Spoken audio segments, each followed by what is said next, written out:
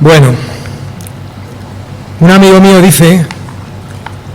mío que vive la fe cristiana de una manera un poco peculiar, dice que los creyentes tenemos que estar siempre preparados para testificar, para orar, para predicar y para morir. Este hombre es que ve la fe cristiana de una manera singular.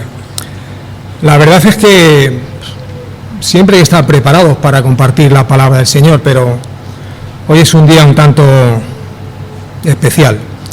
No es el mejor de mis días porque ya lo sabéis, ¿no? Hemos pasado una semana y especialmente David y Lidia están soportando una carga muy fuerte. Entonces, por favor, orar por ellos para que el Señor los dé sabiduría, paciencia y fuerzas para salir de esta situación. Bien, lo que quiero compartir con vosotros es un texto del Evangelio de Lucas, pero antes voy a hacer una lectura en la epístola de Santiago. Sabéis que de vez en cuando, una vez cada mes o cada 2 meses, cuando me toca predicar, pues siempre suelo recordar algunas cosas que me las aplico a mí mismo y que creo que le pueden servir a los demás porque me infunde mucho respeto a la palabra de Dios y creo que los creyentes tenemos que acercarnos siempre a ella con una actitud correcta. Entonces voy a leer Santiago 1, versículos 21 y 22. Santiago 1, 21 y 22. No tiene nada que ver con el mensaje luego sobre el Evangelio de Lucas. Dice la epístola de Santiago: por lo cual, desechando toda inmundicia y abundancia de malicia, recibid con mansedumbre la palabra implantada, la cual puede salvar vuestras almas. Pero sed hacedores de la palabra y no tan solamente oidores, engañándoos a vosotros mismos. Siempre hemos de acercarnos a la palabra de Dios como la palabra de Dios merece. Dice el texto que hay que desechar, o sea, quitar del medio algunas cosas. Y se me ocurre la ilustración de un agricultor. Ningún agricultor se le ocurriría ponerse a preparar un campo para recoger un fruto, el que sea, sin antes haberlo limpiado. ¿De qué hay que limpiar un campo? Pues posiblemente de piedras, de chinas, de malas hierbas, de cardos y de algún resto de basura. Cuando el campo está limpio, entonces lo trabajamos y lo plantamos. Con nuestras vidas pasa lo mismo. En nuestras vidas puede haber muchas cosas que pueden impedir que escuchemos la voz del Señor con claridad cuando nos acercamos a su santa palabra. Y se me ocurren 3 cosas que empiezan con la letra P, de Pamplona: problemas, preocupaciones o pecados. Eso puede impedir que escuchemos la voz del Señor con claridad. Entonces, le pedimos a Dios en esta mañana, y siempre que nos acercamos a su palabra, que quite de nuestra vida cualquier cosa que pueda impedir que le escuchemos con claridad. Otra cosa que dice el texto, dice recibir con mansedumbre la palabra implantada. Los creyentes, cuando llevamos algunos años en el Señor, ya lo sabemos todo y ya no tienen que enseñarnos nada. Y algunas veces pues eso puede hacer que no escuchemos la voz del Señor con claridad. No hace mucho escuchaba a una persona que decía: llevo tantos años en la escuela dominical que ya no hace falta que vaya. Un error muy gordo. Siempre tenemos que tener la disposición de aprender y de ser enseñados por el Señor, y hacerlo con humildad y con mansedumbre. Y por último, la Biblia dice: sed hacedores, y está en imperativo. De nada sirve escuchar las mejores predicaciones, tener a los mejores maestros de escuela dominical o escuchar los mejores estudios bíblicos. Si no lo aplicamos a nuestras vidas, no sirve para nada. Siempre que leemos un texto bíblico, que se escucha una predicación, que tenemos un estudio de la palabra de Dios, etcétera, siempre la pregunta debe de ser la misma: ¿y esto cómo afecta a mi vida? Ante cualquier pasaje, aplicarlo a nuestras vidas siempre, ¿vale? Y ahora creo que ya estamos en disposición de acercarnos al texto que quiero compartir con vosotros. Evangelio según San Lucas, capítulo 17, versículos del 11 al 19. Un bonito pasaje que me parece muy apropiado para hoy, dadas las circunstancias y todo lo que nos está rodeando. Lucas 17, del 11 al 19. Lo leemos. Yendo Jesús a Jerusalén, pasaba entre Samaria y Galilea, y al entrar en una aldea, le salieron al encuentro 10 hombres leprosos, los cuales se pararon de lejos, y alzaron la voz diciendo: Jesús, Maestro, ten misericordia de nosotros. Cuando él los vio, les dijo: Id, mostraos al sacerdote, a los sacerdotes. Y aconteció que mientras iban, fueron limpiados. Entonces uno de ellos, viendo que había sido sanado, volvió, glorificando a Dios a gran voz, y se postró rostro en tierra, a sus pies, dándole gracias, y este era samaritano. Respondiendo Jesús dijo: ¿No son 10 los que fueron limpiados? ¿Y los 9, dónde están? No hubo quien volviese y diese gloria a Dios, sino este extranjero. Y le dijo: levántate, vete, tu fe te ha salvado. Este texto habla de una cosa muy claramente, y es de gratitud. Siempre, absolutamente siempre hay motivos en nuestras vidas para expresar nuestra gratitud ante el Señor. Siempre. Pase lo que pase y suceda lo que suceda, siempre hay momentos y motivos para expresar nuestra gratitud al Señor. Cuando leemos estos 9 versículos, vemos que el asunto central es la sanación de 10 leprosos. Pero este pasaje enseña cosas muy importantes, algunas muy, muy bonitas. Aquellos 10 leprosos fueron sanados por la misericordia de Dios. Ellos clamaron al Señor: Jesús, Maestro, ten misericordia de nosotros. El Señor oyó sus voces y tuvo misericordia de ellos y fueron sanados. El milagro que hizo el Señor es el punto o la idea central de este pasaje, pero hay otras cosas importantísimas. Este pasaje subraya la gratitud y la enfrenta, la confronta, la contrasta con la ingratitud. La gratitud de un hombre que volvió para dar gracias y la ingratitud de 9, nada más y nada menos que 9, que siguieron su camino como si no hubiese pasado nada, como si no fuese con ellos. Solamente uno de 10, es decir, el 10%, volvió para dar gracias al Señor por haberle salvado, por haberle sanado de una terrible enfermedad. Y la pregunta que corresponde a este momento: ¿qué habríamos hecho nosotros en una situación parecida? Pensadlo detenidamente. ¿Habríamos actuado como el leproso que volvió para dar gracias? ¿O habríamos actuado como los otros 9 que siguieron como si no fuese con ellos? Pues mucho me temo, siendo honesto, creo que habríamos actuado como los 9 que siguieron su camino, como si no hubiera sucedido nada. ¿Por qué? Pues porque en general somos un poco ingratos. Nos creemos que no lo merecemos todo y podemos ser un poquitín ingratos. Por tanto, lo que cuenta este pasaje es una historia típica. Es una historia que enseña algunas cosas y es una historia que también pone a prueba cómo vemos nosotros algunas cosas. En primer lugar, veremos que lo que cuenta este pasaje es una historia muy típica, tan típica que sucede con demasiada frecuencia. Solo uno regresó para decir gracias. Anda, que estamos pidiendo que se explayara allí y estuviera hablando 5 minutos. Una sola palabra: gracias. Solo uno de 10, los otros 9 siguieron su camino. Estaban tan contentos, se sentían tan bien, se veían limpios, estaban tan gozosos, que se olvidaron de agradecer la bendición que habían recibido.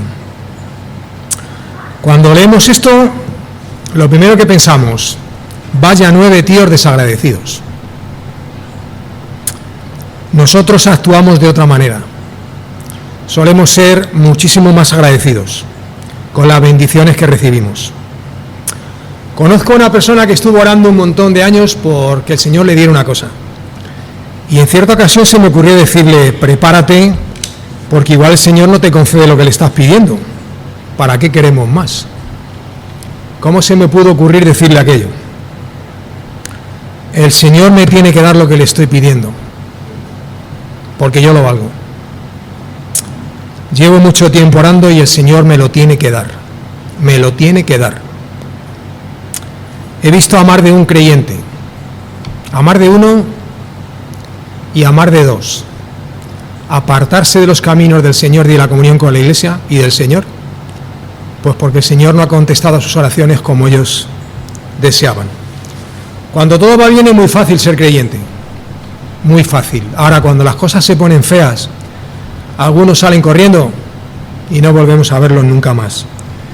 Por tanto, no creamos que somos mejores que aquellos 9 que no volvieron para dar las gracias.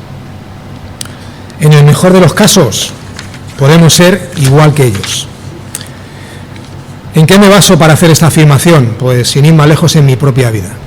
Y además, lo que uno puede ver todos los días. En cierta ocasión estuve orando para que el Señor me diera una cosa que necesitaba. Y me la dio. Y me puse tan contento que no me di cuenta de agradecerle al Señor lo que había recibido. Y pasaron unos cuantos días hasta que me di cuenta. Y me sentí fatal. Fatal. Porque lo menos que hay que hacer cuando recibimos algo del Señor es lo mínimo, es dar gracias. Por eso digo que es una historia típica, porque sucede pues muy a menudo. Solo 1 de 10 volvió para dar gracias, solo 1, porque son muchos los que reciben, pero muy pocos los que están dispuestos a dar. Esto es una tragedia, pero es la cruda realidad. Nos cuesta trabajo aceptarlo, pero es que es lo que hay. Recibimos todos, en mayor o menor medida, pero todos. Dar, unos cuantos.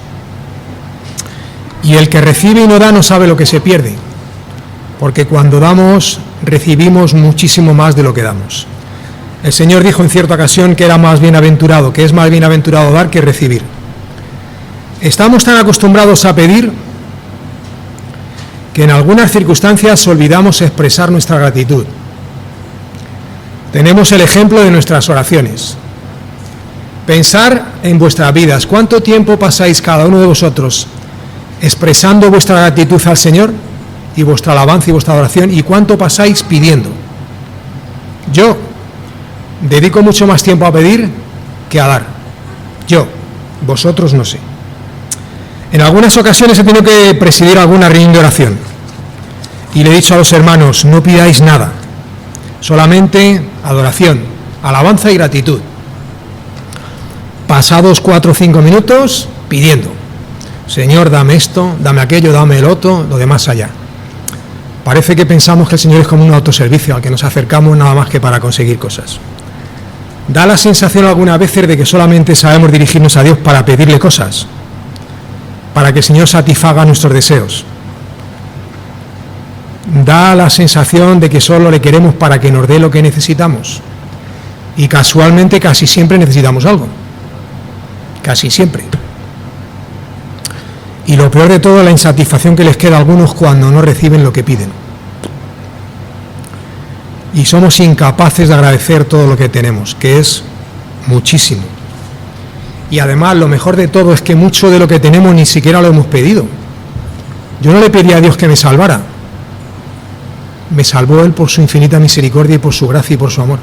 Yo no se lo pedí. Ni le pedí otras muchas cosas que tengo en Cristo.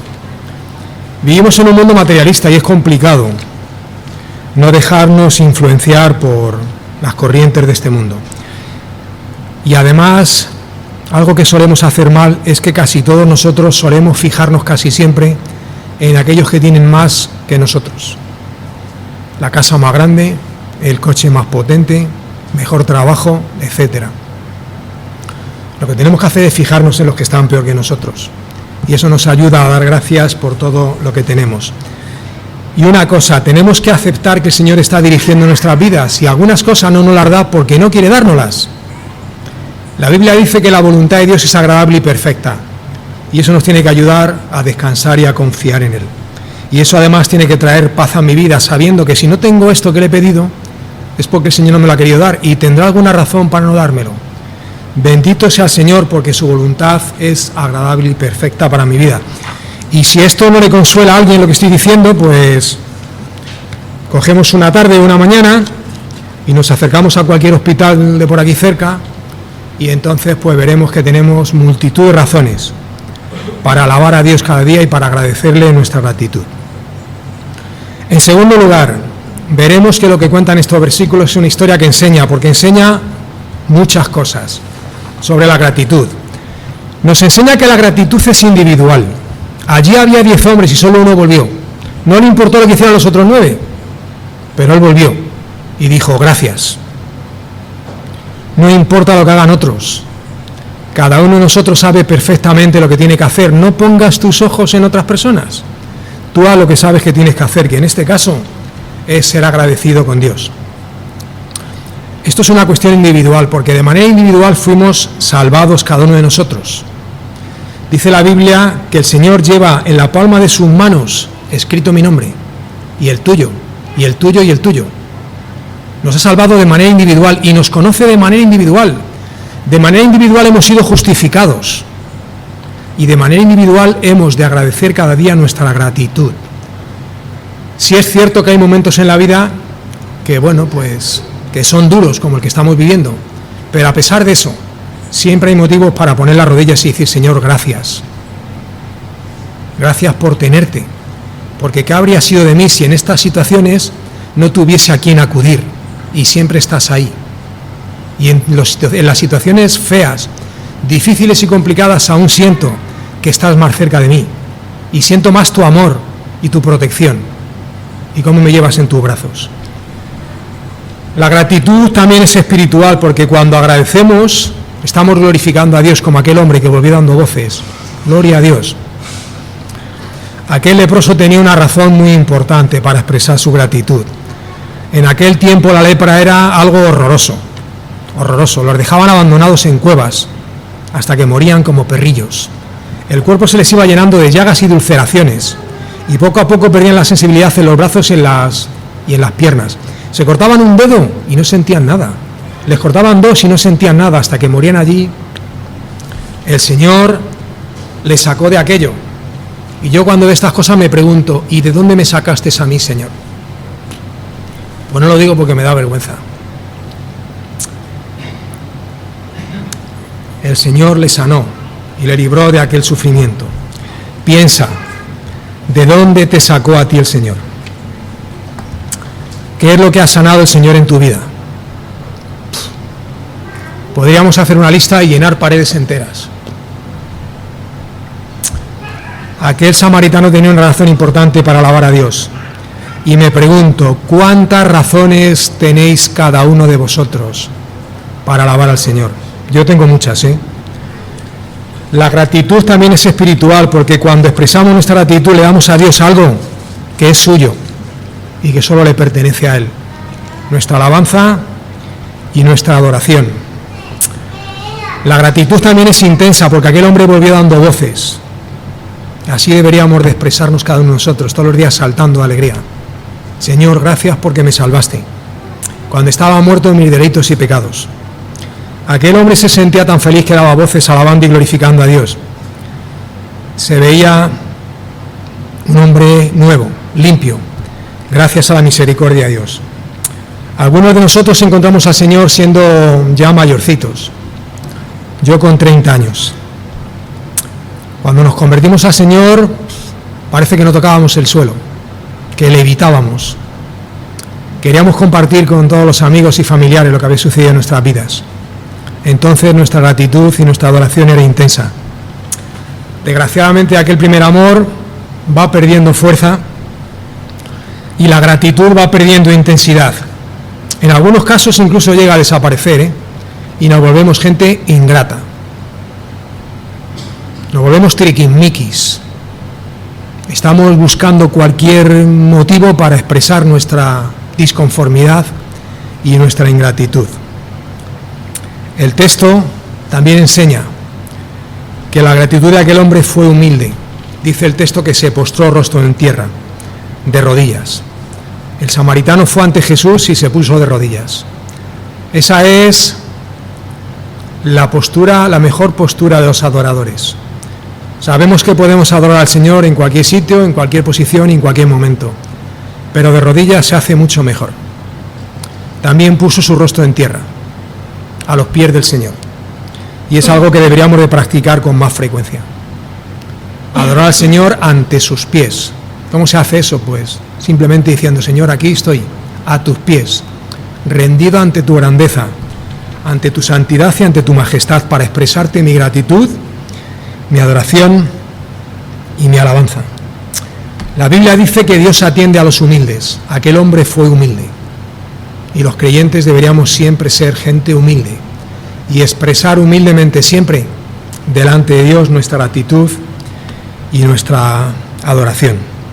El profeta Miqueas escribió estas palabras: esto es lo que pide Jehová de ti, solamente hacer justicia, amar misericordia y humillarte ante tu Dios. Eso es dirigirse a Dios con humildad. Amén. Y en último lugar, veremos que este pasaje es una historia que prueba, porque prueba la perspectiva que tenemos cada uno de nosotros de la bondad de Dios. ¿Cómo vemos la bondad de Dios? ¿Qué concepto tenemos cada uno de nosotros sobre la bondad de Dios? Cuando aquellos 10 leprosos vieron a Jesús, no se acercaron a Él, daban voces desde lejos. La ley no les permitía acercarse a la gente que estaba sana.